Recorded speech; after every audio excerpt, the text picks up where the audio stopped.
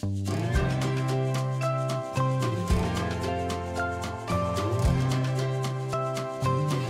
dis bonjour pour cette première vidéo consacrée à la lecture d'une autofiction. Donc c'est parti. Xavier Bruno Ruiz, En attendant jusqu'à l'arrêt du bus. Livre 1, Xavier ou le journal d'une société qui s'effondre. Livre 2, Je t'aime papa. Livre 3, Remplissage ou En attendant le terminus.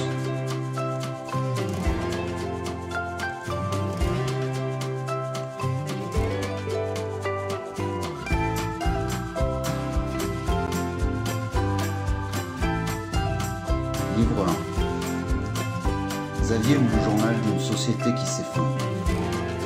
Si on voit la vie comme un trajet de bus, alors on ne sait pas quel sera le passager qui montera sur le siège à côté. La vie, c'est comme une boîte de chocolat. On ne sait jamais sur quoi on peut tomber. Forrest Gump. Bonjour, je m'appelle Xavier. Chaque matin, je prends le bus à 7h18, sauf s'il est en retard.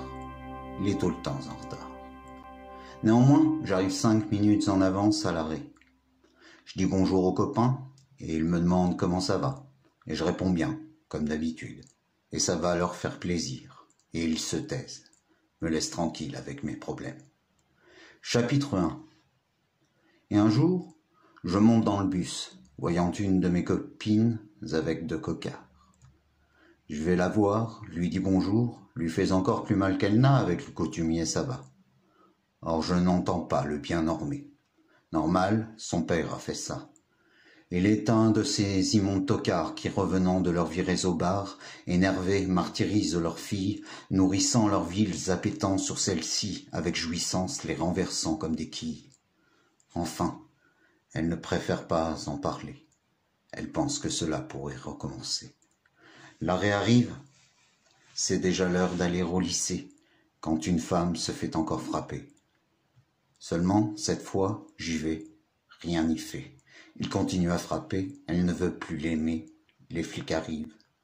10 minutes après que je les ai appelés. Une journée de galère commence. 8 heures de cours. Puis on se casse. Je reprends le bus. Et la copine un cocard de plus, par son copain ivrogne déjà.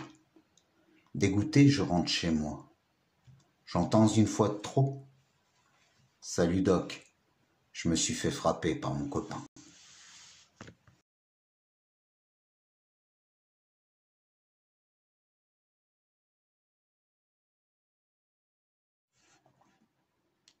Chapitre 2. Et un jour, Idiotie monte dans le bus. C'est un grand baraquet qui bave ses billevesées, puis bénit, lui, oui, les beaux blancs bien faits. Quel con. Je monte par l'avant, c'est un arabe qui dit « Je vais lui niquer la gueule à ce sale... » Blanc typographique. C'est un chinois qui dit à côté « Imbécile, enfin comme tous les arabes. » Amalgame. Je descends de ce bus direction Limousin où j'ai rendez-vous avec l'histoire et les fours crématoires. Des millions d'hommes étoilés, d'enfants à la recherche de leurs parents, sont guidés vers leur camp de vacances, leur dernier camp de vacances. La furie d'un homme, complétée par l'idiotie de millions d'autres inhumains, fait rejouer le déluge. Ce qui tombait du ciel ne noyait pas, mais faisait suffoquer. Et le cafard s'installe en moi. Après, un pote me raconte son cours de sciences économiques. Un devoir qui a pour sujet « Faut-il virer les étrangers ?» Une prof débile qui monte ses élèves à la haine en leur faisant croire qu'en soi tout le monde a du Le Pen. Enfin, la dernière sonnerie. Je peux rentrer chez moi. Sur le chemin, je revois ce blanc, ressortant ses arguments typants. Moi, sortant ma main de ma poche, je vois ma main dans la gueule de ce type. Après, rentrant à la maison, je regarde la télévision et je vois Le Pen affirmer que notre sélection nationale n'est pas française, enfin s'il veut. En Autriche, le même nationalisme élu. J'en ai marre.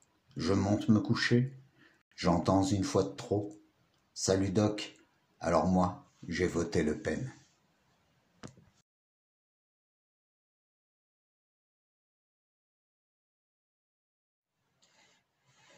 Chapitre 3. Et un jour, aussi motivé que les autres jours par mon avenir qui est assis devant moi, je monte dans le bus.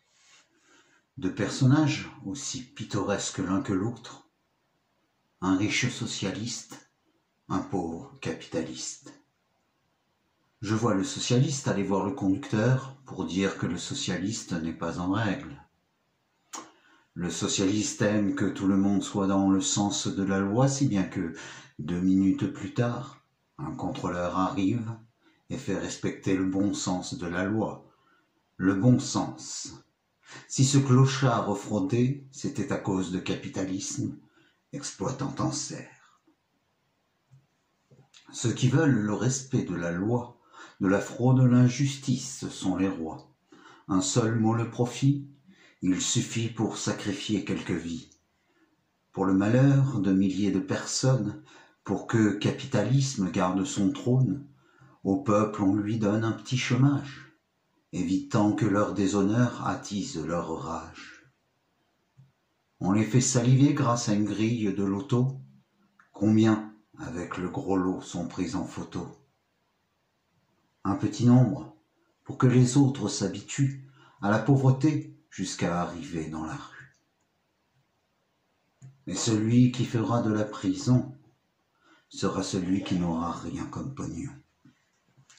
Et je descends à l'arrêt avec le socialiste qui lui a pu finir son trajet.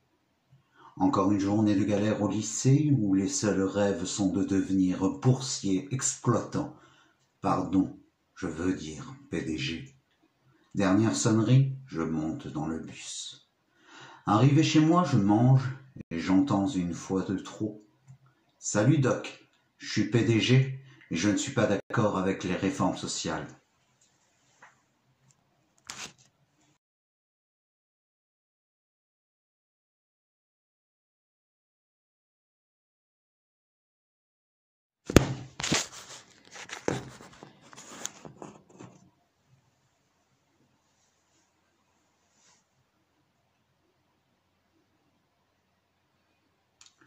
Chapitre 4. Et un jour, je monte dans le bus pour changer. Le clochard y est. Cette fois, peut-être va-t-il pouvoir faire son trajet. Le capitaliste n'est pas monté. Non, je fais connaissance. Il m'offre le café, bien qu'il n'ait presque rien. Je décide de payer l'addition, mais il s'y oppose. J'y vais et j'entends au lycée un gars dire « S'ils sont clochards, c'est qu'ils l'ont cherché. » Fils de Bourges, c'est ton père, et si ce n'est ton père, c'est donc son frère qui l'a viré, ce clochard. Ensuite, en histoire, on apprend qu'en 2010, les emplois seront nombreux. Seulement, pour un capitaliste, une machine, cela va coûter moins cher. On s'en va, fini cette journée.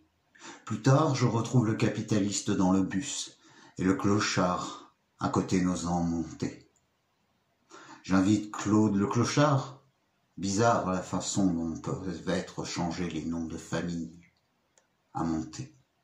Lui paye son trajet et je dis au capitaliste « Maintenant tu vas la fermer ?» Déposé à mon terminus, je dis au revoir à Claude.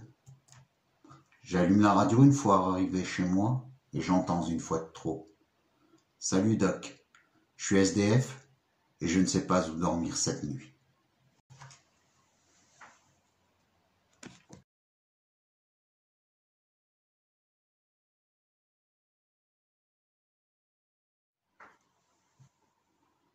Chapitre 5.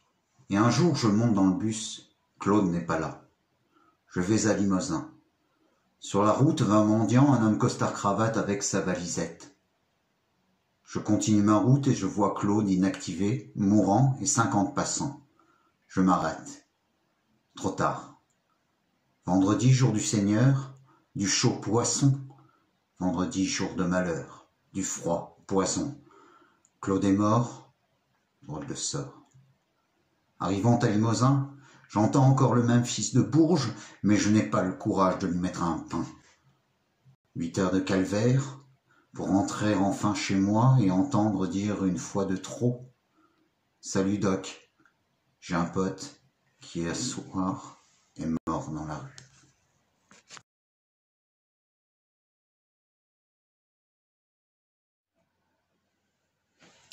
Chapitre 6.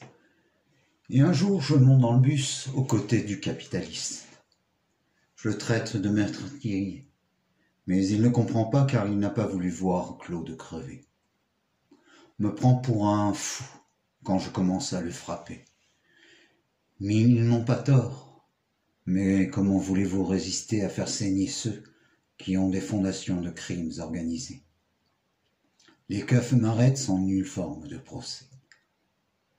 Dans ma cellule, je m'imagine entendre une fois de trop. « Salut Doc, j'ai été victime d'une arrestation arbitraire. »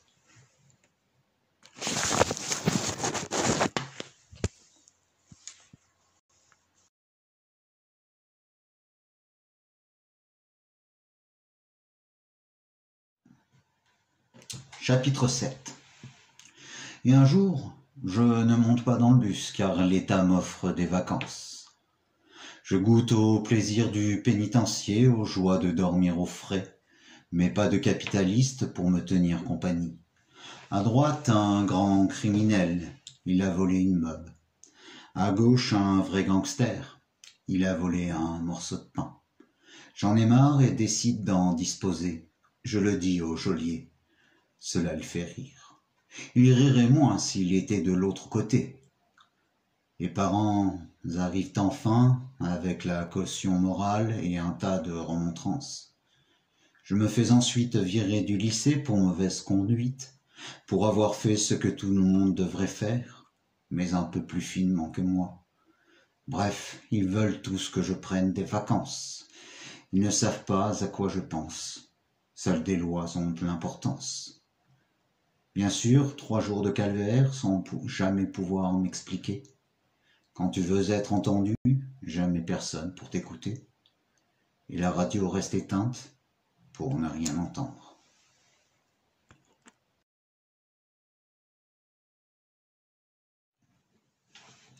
Chapitre 8.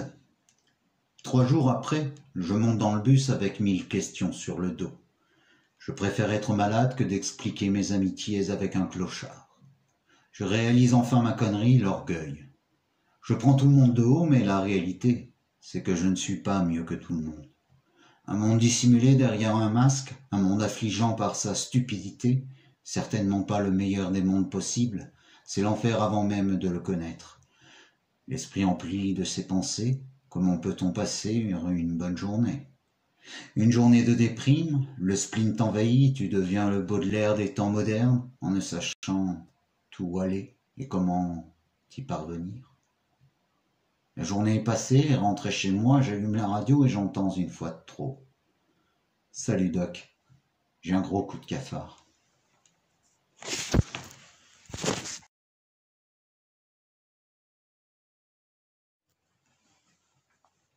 Chapitre 9.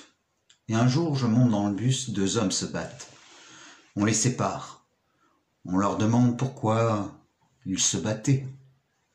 Ils ne savent plus ou ils ne savaient pas. Terminus, tout le monde descend. Sauf 2 qui recommencent. Ont-ils retrouvé les raisons? J'arrive dans la cour. C'est une baston matinale avec foule de spectateurs prêts à en prendre les paris. Ça doit être le lycée qui organise cela. Cela fait 5 minutes déjà. Personne ne se lasse. D'autres même les remplacent. Ils doivent faire sport. Tout ce monde? Il s'est chauffé? Les vaillants gladiateurs se donnent rendez-vous à 10 heures. Comme pour la première, des dizaines de tocards. La peine de mort a dû oublier un condamné et 1000 sadismes. Bande de crétins, 1000 sadismes. Et la journée se poursuit au rythme d'une baston par heure. Chez moi, je me sens enfin sauvé quand à la radio j'entends une fois de trop. Salut Doc, j'ai cassé la gueule d'un copain, mais du mémorable.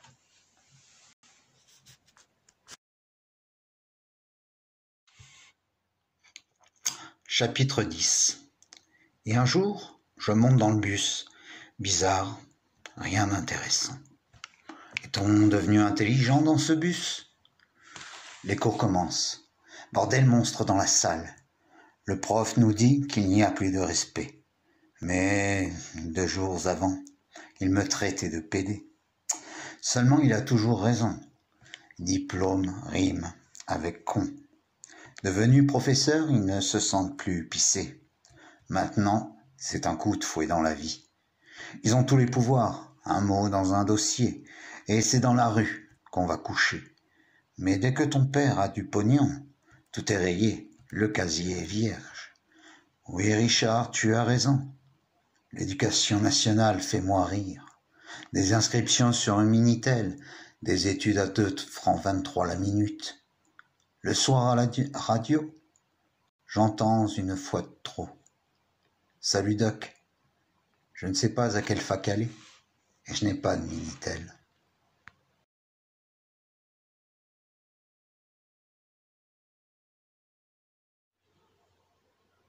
Chapitre 11. Et un jour, je monte dans le bus. De la super musique des temps modernes, lap dance. Dans une foule d'hystériques, jouissant du plaisir d'entendre leur superbe voix. Vous les avez reconnus, les Worlds Apart. Pendant tout le temps de la chanson, les filles se remémorent leur buste viril, leur façon sensuelle de se toucher, et bien sûr leur voix magique, tout sortie de l'ordinateur. J'oublie aussi leurs chansons si bien écrites, dans l'air du temps. Je suis désolé pour toi, Jean-Jacques, mais c'est fini. On a maintenant le privilège d'entendre Spice Girls, les potes de dire « Wow, comme elles sont bonnes !» Enfin, fini cette musique de taré. C'est ce que je croyais jusqu'à ce que, arrivé au lycée, je vois des copines se parler du dernier tube de To Be Free. Se sont inspirés de Shakespeare pour le nom de leur groupe. Humour de ceux qui se prétendent supérieurs à ce genre de faux artistes, ce qui n'est en fait guère mieux dans le pastiche et la contrefaçon. Toute la journée, dance par-ci, dance par-là. Au secours! Je vais prendre le bus.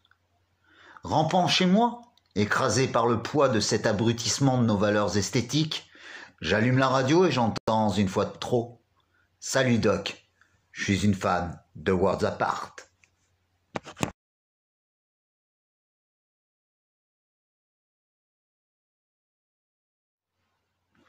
Chapitre 12.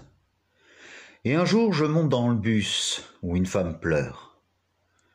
Vu les habits, on comprend vite pourquoi. Seulement personne ne va la voir, sauf pour des déboires. Pour tout le monde, c'est une pute, mais utile certaines soirées. Moins motivant dans la matinée. J'y vais pour voir ce qu'elle a. Mère de 3 enfants et un mari ivrogne, suffit pour l'inciter à se faire femme de la nuit. Combien personne ne vient le jour? Sauf moi, et j'essaye de lui remonter le moral. Enfin, comment voulez-vous lui dire? Mais c'est rien, Pauline. Tu fais juste l'amour à 2 mecs dans la soirée, plus à ton mari quand il est bourré. Encore une aberration de la société. Puis le soir, j'allume la radio et j'entends une fois de trop. Salut, Doc. Je me prostitue.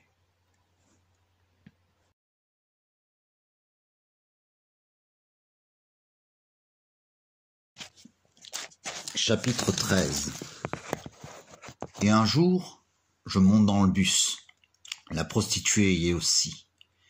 Les billets dans le corset, un homme à côté, ou plutôt un porc qui voudrait pouvoir en profiter. Vous voyez? Je vois enfin un homme intelligent qui le fait s'arrêter. Je vais le voir, le félicite, mais lui me répond. Cela aurait été mieux de m'aider, tu vois? Comme il a raison. Pauline me dit bonjour, en revenant de sa part. Le bus s'arrête au terminus, où l'autre obsédé recommence ses abus. Pas longtemps. Quand les keufs se ramènent, il fait l'innocent. Dégoûté pour la journée, je suis enfin heureux quand je rentre chez moi. Avant de m'endormir, écoutant ma radio, j'entends une fois de trop. Salut Doc, je viens de prendre mon pied avec une pute.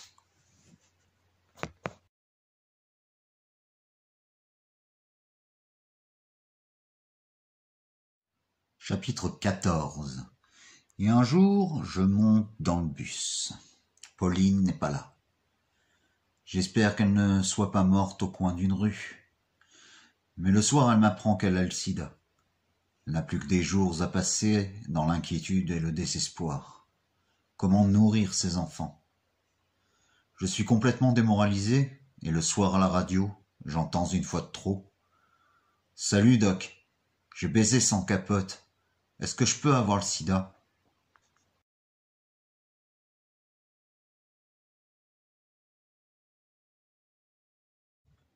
Chapitre 15. Et un jour, je monte dans le bus. Pauline est complètement défoncée. Elle ne sait même plus où elle est. Un médicament dans les veines, et tu te crois au ciel. La douleur n'est plus la même. La maladie la tue à petit feu. L'héroïne, c'est son esprit qui s'envole peu à peu. Je lui dis bonjour, elle ne répond pas. Elle est dans son rêve. Elle ne croit plus en la vie. Elle ne veut que sa mort. Moi, je pense au dealer qui, profitant de son malheur, en dit 3 voire 4 grammes en oubliant les enfants. Un dealer sans cœur, sauf pour lui-même. Cela rapporte plus qu'un chômage, et lui aussi a une famille. Dealer pour survivre, cela fait pitié. Mais c'est la société qui l'amène à ces extrémités. Ainsi tout le monde trouve son compte. Certains l'oublient et la mort, d'autres de l'argent pour améliorer leur sort. Rentré chez moi, à la radio, j'entends une fois trop. « Salut Doc, je viens de me shooter. »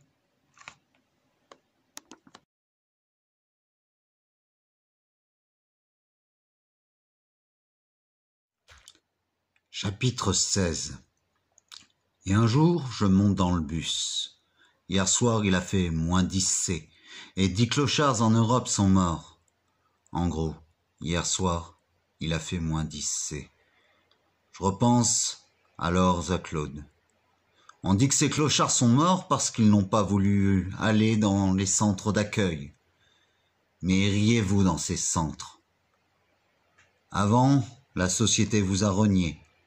Maintenant de vous, elle a pitié. Par un beau soir d'hiver, vous donne des boîtes en fer. À Noël, une place mémorable dans le journal. Mais ce n'est pas de la philanthropie normale. Pour avoir bonne conscience, on sauve des vies. Quand le reste de l'année, on oublie. Alors cette société qui vous a exploité, autant la faire chier, la voler, ne rien lui demander. Après avoir volé une plaque de Galac, je fuis chez moi, où j'allume la radio et entends une fois de trop. « Salut Doc, t'as entendu? Il y a eu 2 morts en France cette nuit à cause du froid. »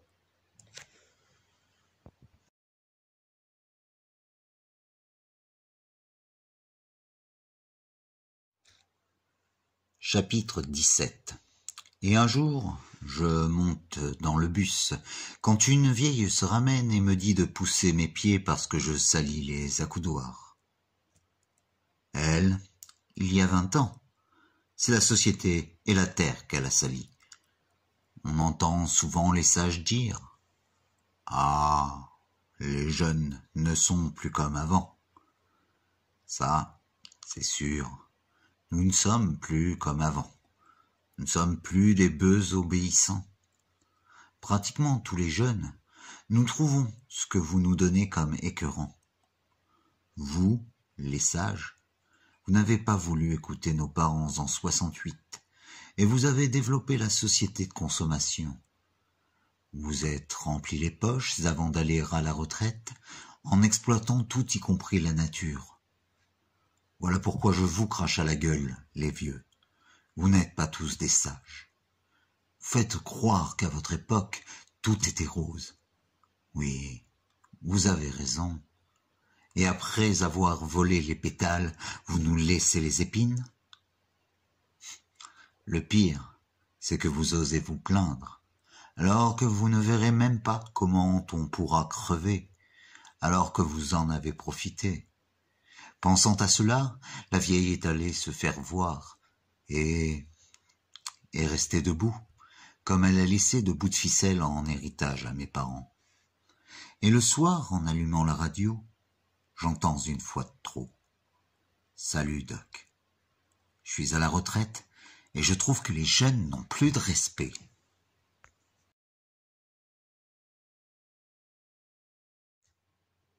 Chapitre 18. Je monte dans le bus. Ah non, je plaisante. Ils font la grève. C'est mon père qui m'amène. Sur ce, arrivé en cours, enfin on peut dire cela ainsi, tous nos profs sont absents. Le pire, c'est qu'ils prennent leurs pieds. En effet, aucun d'eux n'a dit s'ils faisaient la grève. Leur sadisme se réveille en pensant à nous qui nous faisons chier, car il faut attendre chaque cours pour voir si son professeur est là. Sinon, c'est 2 heures. Mais eux, ils ne peuvent rien dire à leurs élèves, si ce n'est « j'ai fait la grève », comme si cela ne s'était pas vu. Allez, mettez de l'huile sur le feu. Un de ces jours, les élèves, on devrait faire la même chose, ne rien dire et faire la grève. Enfin, 8 heures à ne rien foutre et oui, ils ont tous organisé un complot, les bus et les profs. Et le soir, arrive chez moi. J'allume la radio et j'entends une fois de trop. Salut Doc, aujourd'hui, j'ai participé à la grève.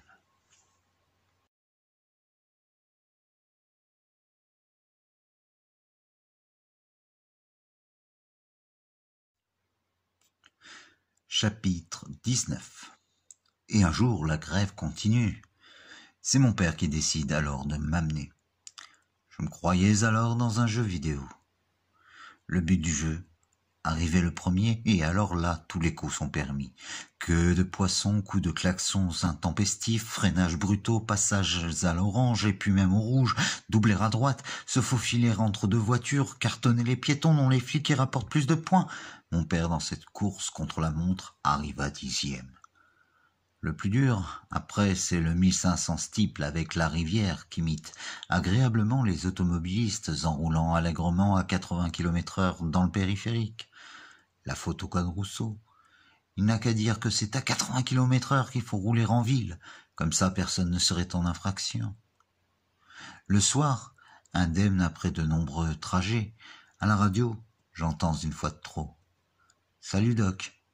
J'ai eu il y a 2 jours un accident de la route.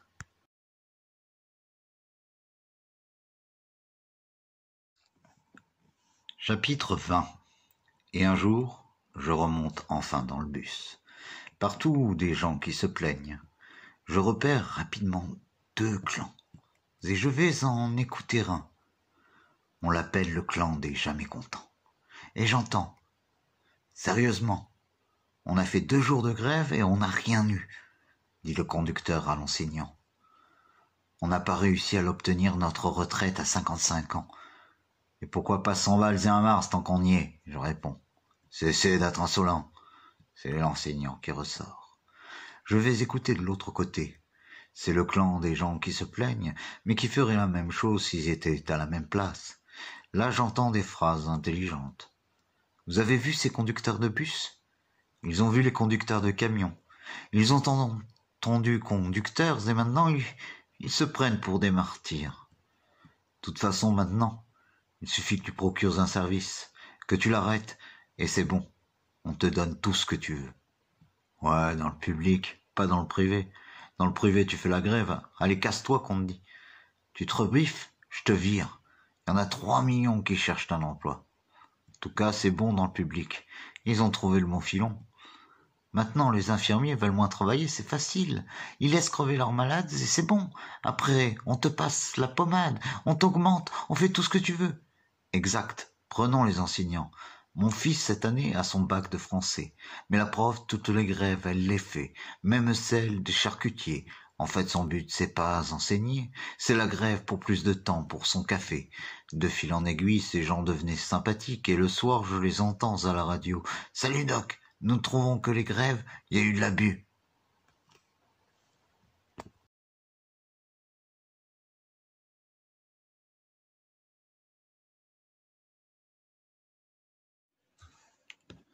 Chapitre 21. Et un jour, je monte dans le bus avec Pauline, chancelante, mourante. Mais personne n'appelle les keufs, ni d'ambulance. Elle ne peut plus servir, on la jette à la poubelle. L'overdose l'a tuée, elle ne voulait plus espérer. Son dealer l'a bien compris, lui. C'est une overdose de fric qu'il a eue. Là, dans le bus, des dizaines de tocards qui la regardent. Ces mêmes tocards qui en avaient profité, ces tocards qui la maladie lui avait refourgué. Mais l'ambulance arrive tout de même et l'amène dans sa chambre de l'espoir. Le soir, arrivé chez moi, j'entends une fois de trop. « Salut Doc, je vois tous les jours devant le lycée un gars qui vend de la drogue. »« Tu devrais aller voir les keufs, » répond le Doc. C'est clair qu'on devrait le faire, et que moi, comme un con, je n'ai rien fait.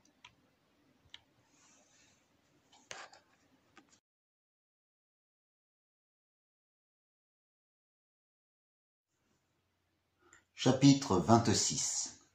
Et un jour, les vacances sont finies. On reprend le bus. 2 mois plus tard, je vais à Reims.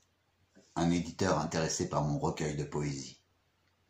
1 heure avant d'aller voir l'éditeur, je vois un immense cortège, celui du pape. Des milliers de fidèles et moi. Moi partagé entre 2 impressions. Je vois le pape sacré, un pape que rien ne peut toucher. Un grand homme, assurément, et je vois l'autre. Le pape humain qui, en rognant le préservatif, se met à dos le monde. Mais comment voulez-vous l'accepter quand l'homme doit soi-disant respecter la vie et être fidèle?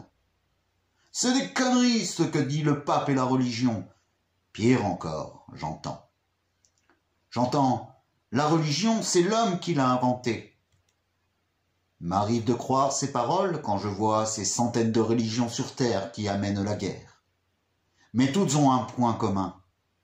C'est qu'elles relatent l'histoire de l'homme et lui inculquent des valeurs. L'homme, en les reniant, renie son histoire. Et le soir, en allumant la radio, j'entends « Salut Doc, je suis contre la venue du pape en France. »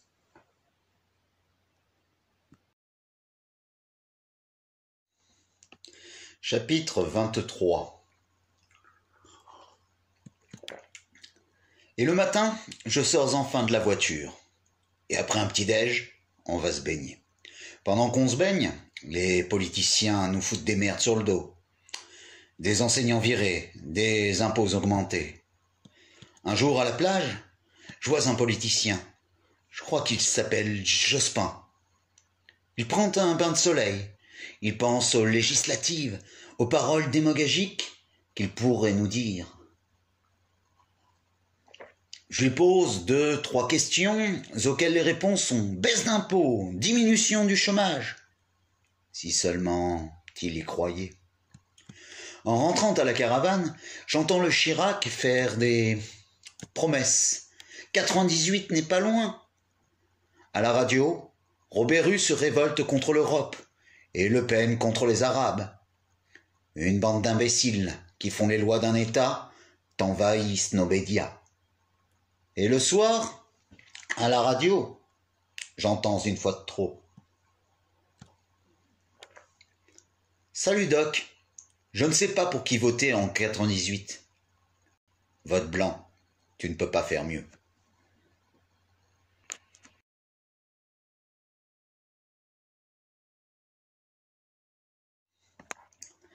Chapitre 24. Et un jour, l'amour m'entraîne dans une rue. Une fille mignonne, des yeux verts et des cheveux bruns. L'atmosphère romantique et la lune font le reste. C'est une passion dévorante qui s'installe entre elle et moi. On ne se quitte plus. La routine s'installe, baisers après baisers. Le soir, après qu'elle m'a quitté, j'entends une fois de trop. Salut Doc, j'ai trouvé le grand amour.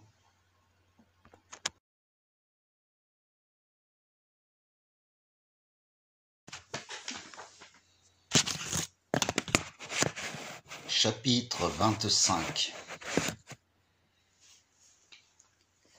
Et le lendemain, je me retrouve seul. Je n'ai jamais cru au grand amour. De plus, elle ne manque pas, cette mademoiselle Scott. Une Américaine. Sur la plage, cette Américaine a vu un beau gars de la Floride. C'est indubitable. Je ne faisais pas le poids en biceps. Pour cette demoiselle, toucher de bons muscles, c'est tout ce qui l'intéresse. Enfin, je devais être l'exception qui confirme la règle. Le soir, en allumant la radio, j'entends une fois de trop. « Salut Doc, j'ai trouvé un beau gars durant les vacances, grand, fort. » « Et que lui as-tu trouvé d'intéressant ? » ?»« Je te l'ai dit, de beaux muscles. »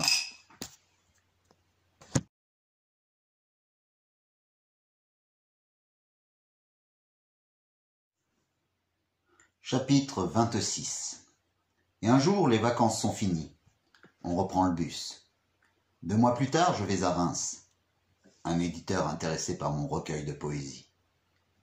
1 heure avant d'aller voir l'éditeur, je vois un immense cortège, celui du pape. Des milliers de fidèles et moi. Moi partagé entre 2 impressions. Je vois le pape sacré, un pape que rien ne peut toucher, un grand homme assurément, et je vois l'autre, le pape humain qui, en rognant le préservatif, se met à dos le monde. Mais comment voulez-vous l'accepter quand l'homme doit soi-disant respecter la vie et être fidèle ? C'est des conneries ce que dit le pape et la religion. Pire encore, j'entends. La religion, c'est l'homme qui l'a inventée. M'arrive de croire ces paroles quand je vois ces centaines de religions sur terre qui amènent la guerre. Mais toutes ont un point commun. C'est qu'elles relatent l'histoire de l'homme et lui inculquent des valeurs. L'homme, en les reniant, renie son histoire. Et le soir, en allumant la radio, j'entends « Salut Doc, je suis contre la venue du pape en France. »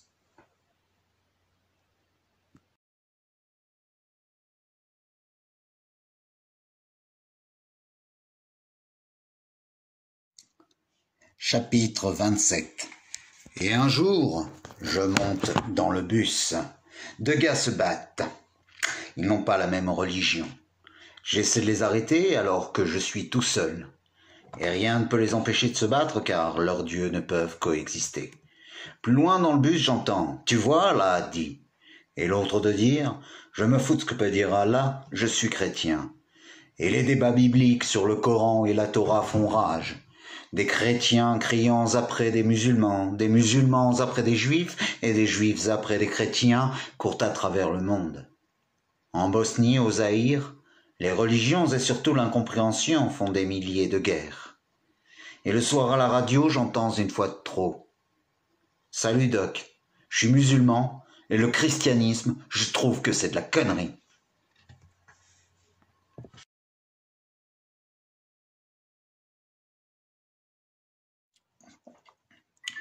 Chapitre 28. Tous les soirs, j'allume donc le fouillis radiographique. Un soir, j'écoute attentivement un dialogue avec le doc.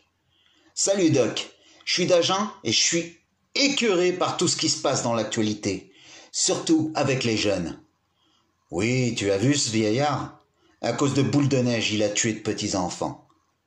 Le pire, c'est qu'il aurait visé un portail. Enfin, viser un portail où des enfants passent, pitoyable. Ce qu'il y a d'énorme, ce sont ces réseaux pédophiles qui se développent. Abuser des enfants comme ça, bah! Oui, écœurant. T'as autre chose à dire ? Oui, je voudrais parler de cette série de meurtres dans les lycées. T'en penses quoi ? Je me demande comment ils font pour trouver ces armes aussi facilement. Ou plutôt, je considère coupables les vendeurs d'armes qui se moquent bien de voir ces meurtres, tant qu'ils se font de l'argent et une société qui laisse faire, qui continue à avancer sans savoir où elle va aller. Exact. Bon, merci. Allez, au revoir et maintenant les Spice Girls.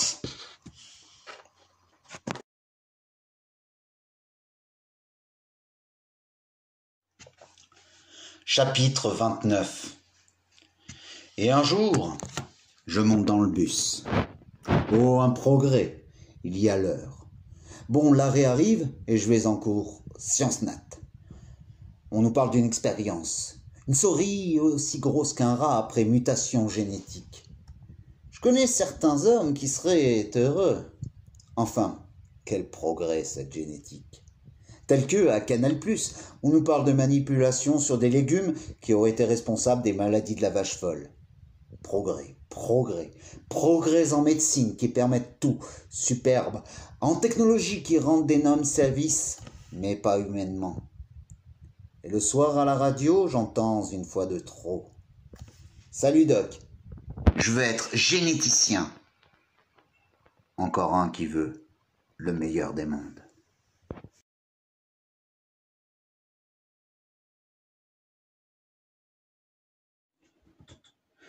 Chapitre 30. Et un jour, je monte dans le bus. Je réfléchis. En une année, j'ai vu des femmes battues et violées. Le racisme s'exprimait.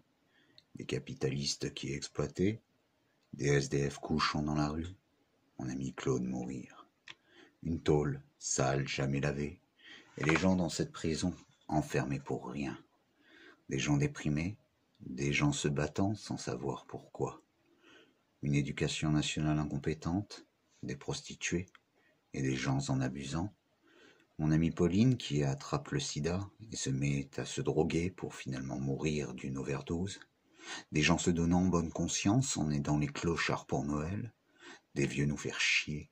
Des profs et des conducteurs faisant pour n'importe quoi la grève. Des fous au volant, des bouchons. Des démagogues qui suppriment les bouchons. Une fille paumée, tant mieux, elle m'a quitté. Le pape, des gens organisant des débats sur la religion. Beaucoup trop de pédophiles. La science se développait, mais je n'ai jamais rien fait. Salut Doc. J'étais homme, je veux être humain. J'espère ne plus être ce que je ne veux plus être.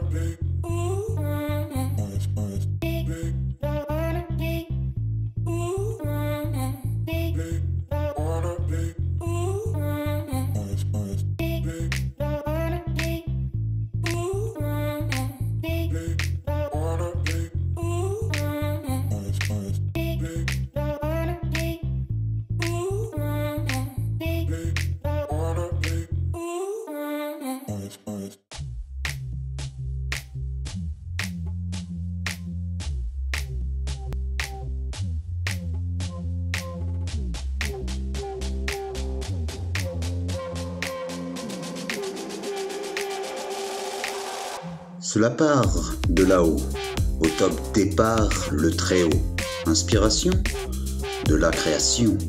Au départ, peu d'espace, peu loquace, l'artiste n'a cure du peu de place. Illustre demeuré, à jamais, l'encrier invisible d'un rêve avoué.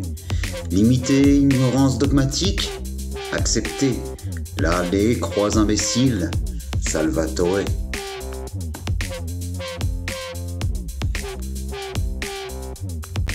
Cela part de là-haut, au top départ le très haut. Inspiration de la création.